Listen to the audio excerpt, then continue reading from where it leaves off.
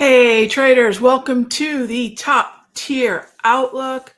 It's Sunday evening, 6 p.m. Eastern, and we're getting the very first look at what's going on with the open. So every Friday around 5 p.m. we get the wind down of the futures.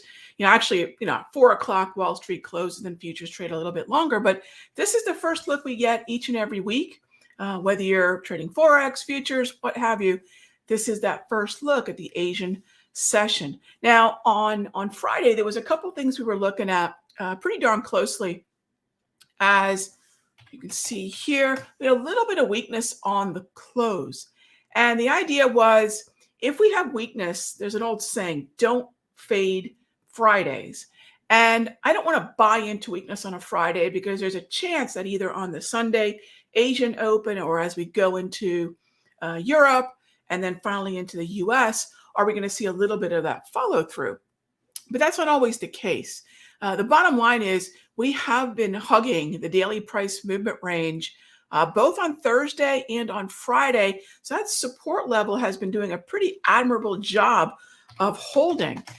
Friday also kicked off earnings season. So JP Morgan, Citi, Wells reported.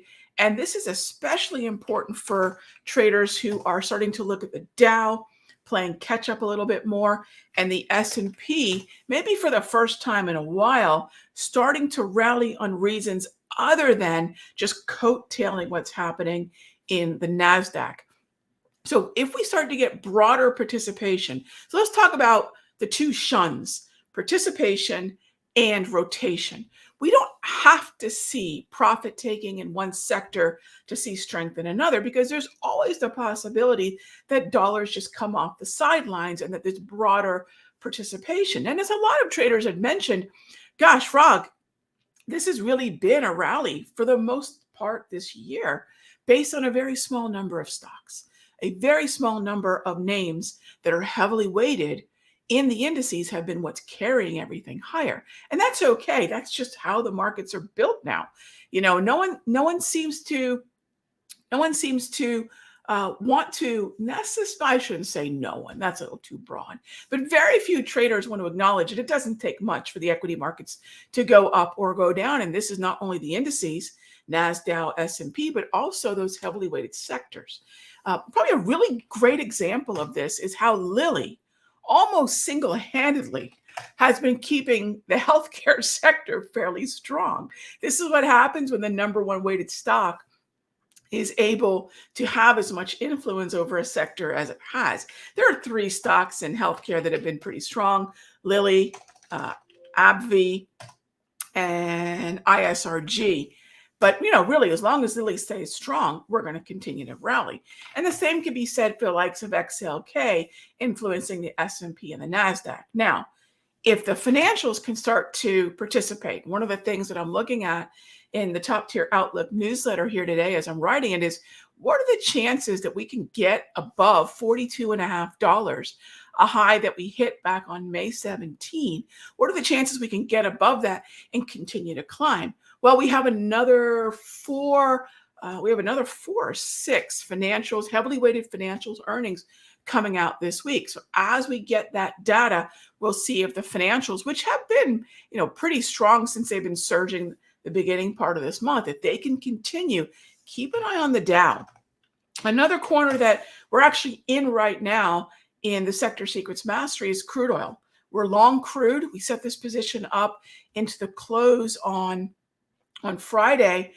Yes, crude oil futures are one way to do it. The micro futures are another way to do it, as are the USO ETF options when they are liquid enough. Sometimes they have a nasty little habit of being a little too illiquid, but this was not the case for the 80 strike that we bought last week. So we're looking for that pullback into the support zone of that gray area, which is a volatility-based support.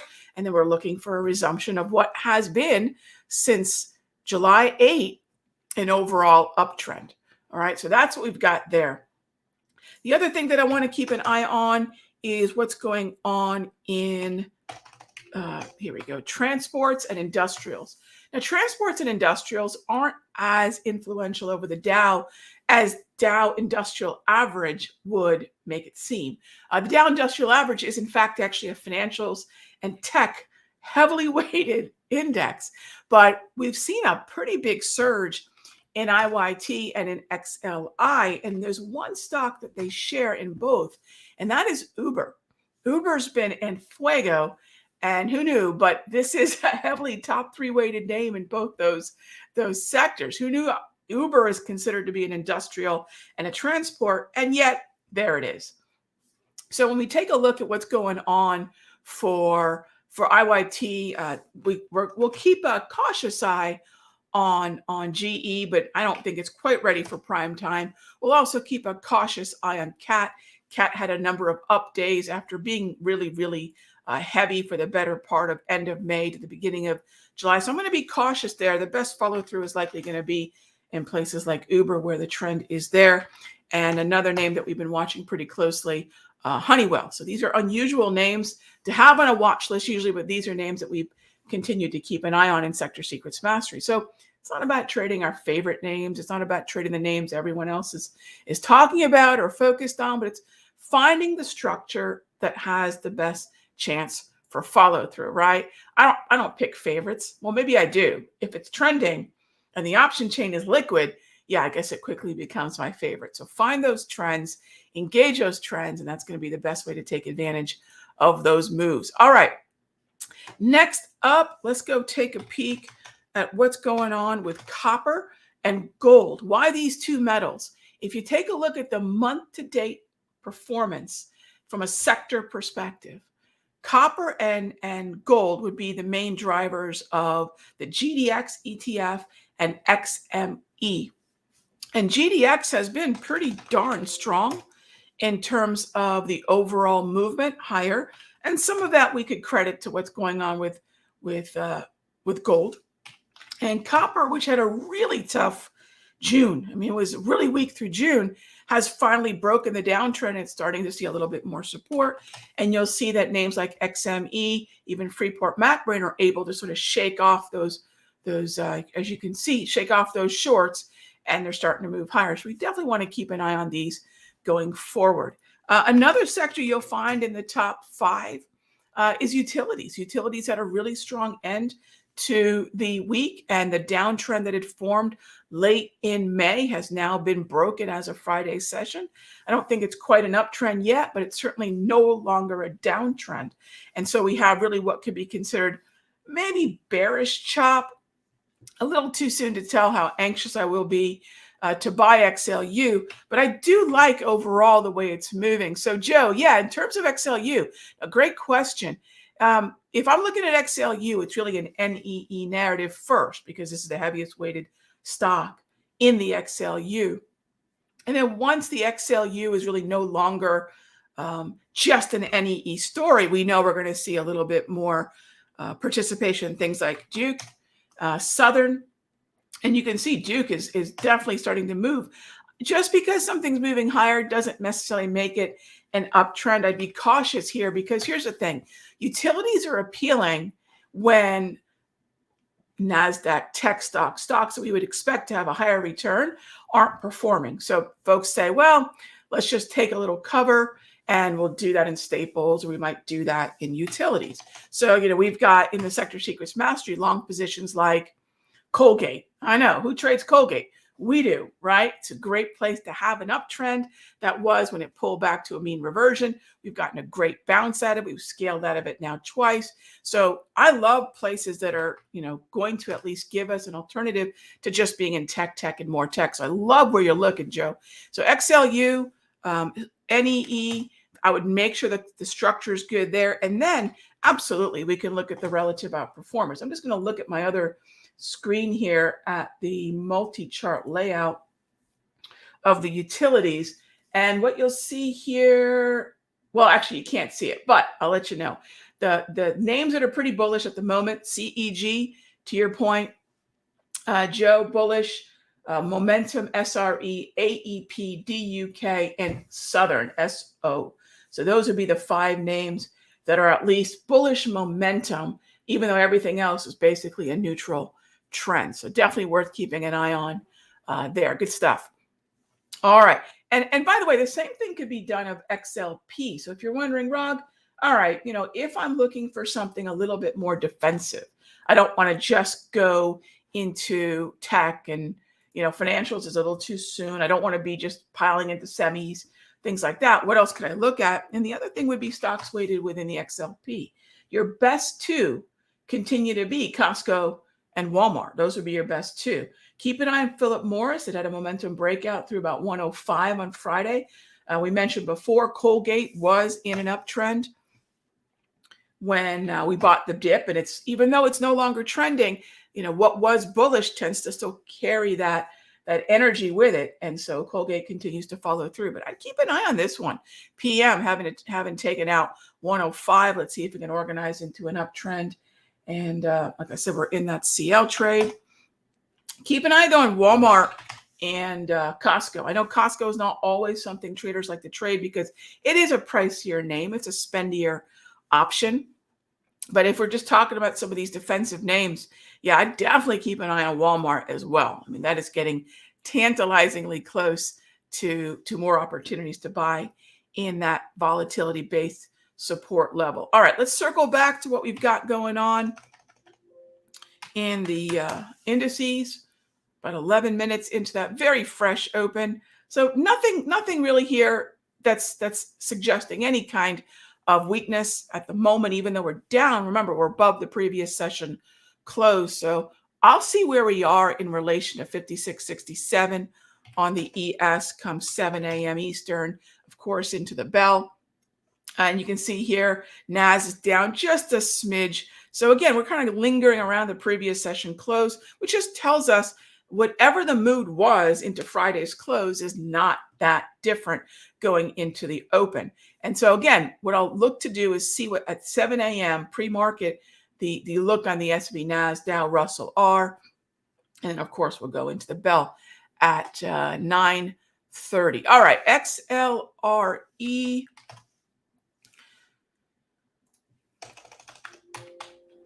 As far as it launched itself higher on Friday. I'll leave this alone until I get a pullback. So Dave, yeah, it took off, which is great. It had been moving in a sideways chop for a while. If you haven't watched me go through what to do with a sideways chop as we're anticipating a follow through, look, as long as we're trading above the 200, which we have been since the end of May, I would look for a breakout to the upside. But I don't want to wait for the breakout. Right? I don't want to chase it after it's made a significant move. So there are ways to use the Darvas levels and to use the zones and just say, if we're in this particular section of the zone, how can we position ourselves for follow through? And that's pretty much what XLRE has done. So either we come back down and test this 39 area, or even better, maybe the VWAP around 38.20, but I won't be buying it up here. But certainly this is a great example of when you have a sideways market and the directional bias is up, how do you position yourself on some kind of retracement into the range to not only give yourself an opportunity to scale out if we get stuck at the top of the range again, but also give yourself a chance to take advantage of the breakout in case that's what happens. And obviously the latter happened here. All right, next up is REAL. Trying to go neutral, shook off the downtrend. Might be a little too early for buys, but it's no longer a downtrend on the REAL. So if you were looking for a way to take advantage of it's been going down, but I think it's going to start moving up on something that's $3. Fuzzy, keep an eye on volume. Yeah, I would say if you're going to look at something like that, keep an eye on. Hang on one sec. There we go. Keep an eye on volume because anytime you have a stock that's in that price vicinity, it's really not price that's going to be moving it. It's not the fact that it went through 350 or 320. You want to keep an eye on the point of control, say for the previous quarter or for the year. Where are the volume ledges? I would highly recommend keeping an eye on volume when you're playing anything under $20 for that matter. All right, Intel. As far as Intel goes, here we go. SMH. The strongest names in SMH continue to be, and sorry, I'm just looking over at another one of my screens here. The strongest names in SMH continue to be TSM, AMAT, LRCX, and yes, Intel. So if we're going to start to take advantage of a very fresh uptrend, so Intel confirmed the uptrend upon closing on the 11th of July. So now that we have a little bit more confirmation of a very fresh uptrend, yeah, I would focus on the pullbacks, Alan, to the gray zone, for long positions. Absolutely. Absolutely. All right. So next up is MO. So PM is part of that same group within the XLP as MO, but MO hasn't really been grabbing my attention in terms of, it's not bearish. Don't get me wrong, and PM and MO really haven't been grabbing my attention all that much, but they're the same setup. So I'd love for these to turn into trends. ESP, I would love for these to turn into trends. Something a la what Colgate had done, what Walmart and Costco are doing, but having broken through that resistance level on both of them, look, they almost look identical, right? PM and MO in terms of what they've done. If we can get that pullback back into the range, that might be something to consider. But really, that would be a trade that's the second leg of what a setup like this is, which is find the sideways range, find the zones within the range that you can buy from, consider moving to a break even or scaling out at the top of the range. And then the second phase, if you will, of the trade is, do we get the breakout? And that's where that second part of the trade kicks in, where you've already built in a trade from much lower. Maybe you've moved to break even or scaled out from the top of the range. And now if we can escape, right, the range, then that kind of second push, right, can be the next leg of follow through. All right. Next up is SMCI. SMCI had a great run earlier this year. When I look at it now, it's really not doing a whole heck of a lot. So, folks who grabbed SMCI earlier in the year, fantastic. But notice what it's doing now, a whole lot of nothing. This would be one of those symbols that I would use that sideways range approach I talk about, which is have an automated way of recognizing what the range is. I'm just looking at another screen here. Okay. So have an automatic way of recognizing where the range is, then find at what level. It could be the lower half of the range. It could be the lower quarter of the range that you would want to buy the calls. I mean, the bottom of the range at Darvis itself. And this is a modified Darvis PJ, but I like to give credit, or at least pay homage to those folks who inspired what the indicator ultimately is. This is not a strict Darvis box, but it certainly was influenced by what I read early in my career about Darvis. So we call it Darvis 2.0 as an homage. So so I'll be using that Darvis. And then where is the zone that would make sense? To me, as close as I could get to, say, 800 to even 775, that'd be a great level that gives me the opportunity to either scale out at 900 or even 1,000. And then if we break out above 1,000, great. But if we don't, I position myself in such a way that I'm not sitting around waiting for the momentum breakout, or even worse, buying on a momentum breakout. I'm buying at a level where the risk reward is so much better, and acknowledges that we can move sideways for a really, really long time. All right. We got just a minute left. Gang, get those questions in early because we wrap up the show at 20 after. So last question is AVGO. Let's see here. So we're going to have all the craziness of the split. So PJ, I'll leave this alone for now, or I'll just trade it on a 1 hour, but we're going to have all the craziness of the split. Now look, if AVGO was heading higher before the split, not in an NVIDIA kind of way, but generally speaking, would I remain bullish on AVGO? Remember that it's not uncommon to see about a 5 to even 7% pullback. 10 is usually upper end on the split. But I'll leave AVGO alone for at least a couple of sessions, and then we'll see what is looking good within the SMH. But I'll tell you, as far as semiconductors go, AVGO wasn't really near the top of the list, not since it had a mean reversion, and that was some time back. So I would focus on ASML, TSM, AMAT, Intel, LRCX. Those have trends at the moment. and I'll just kind of let the post-split dust settle and then go from there. All right, gang. Thank you as always for being here for Top Tier Outlook. We're here every Sunday from 6 to 6:20 p.m. Get those questions in early. Tomorrow I'll see you for Charts and Coffee. Enjoy the rest of your day. Enjoy some good dinner. And then tomorrow we'll start it up all over again. Be good to each other, gang. I'll talk with you soon.